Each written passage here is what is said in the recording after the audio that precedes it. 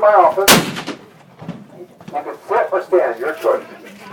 All right, pull the killer bar up, arm over it, come on under, grab the bar.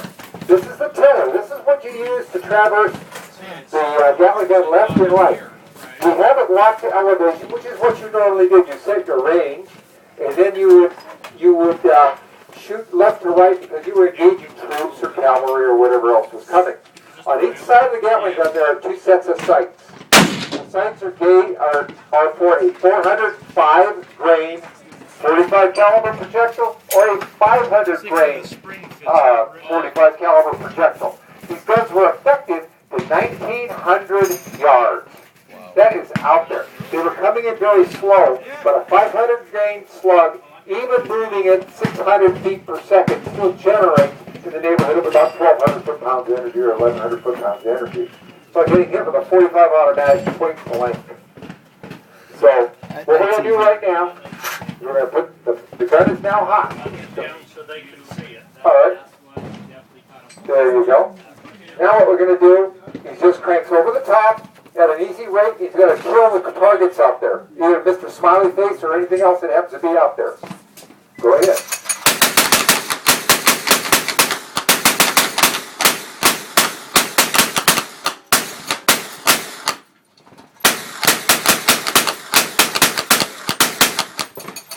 Well, looks like he killed their target stands for the day.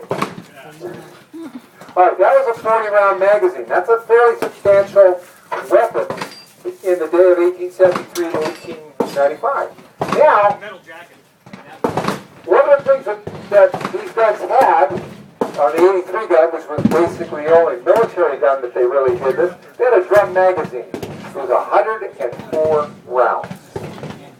So you can stay a sustained firing time on target. Now this adapter, these things are almost impossible to find. I only know of one other one that's in the West Point Museum. Don't drop it.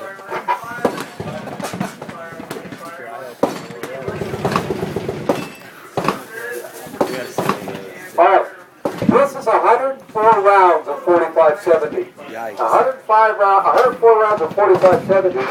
Normally, if you go down to Turner's and buy some ammo, it's going to get expensive fast. They always do. These things are huge.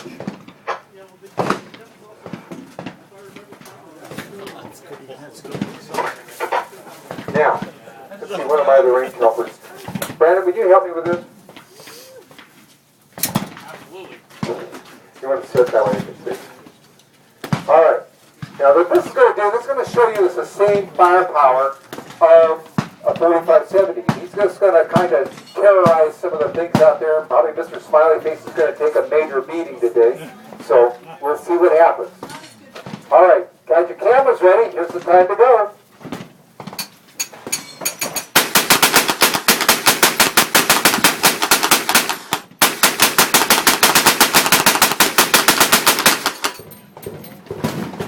Keep going, keep going.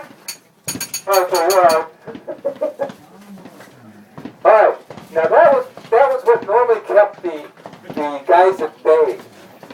But if it became panic time, where you really had a mad herd of bumblebee coming at you, what you do with this gun is you take the crank off and you put it on the back. And what this does, now it's a direct drive. Instead of 5 shots per crank, it's 10 shots per crank. So it gets kind of interesting. You're going to see about 30 shots a second going out of here. This gun was developed in late 1860s. They are still using the design today, up to and including the Warthog. The A-10 is still using it. The minigun, the Vulcan. All of these rotary barrel guns are direct descendants of this gun right here. So now if you have your cameras ready, let's stand back here so these guys can get, let's stand over here so these guys can get some pictures. Over this way. There you go. Alright, so if you're ready for cameras, we'll give this a shot and see what happens. We'll see if we get a blue eye with Mr. Smiley.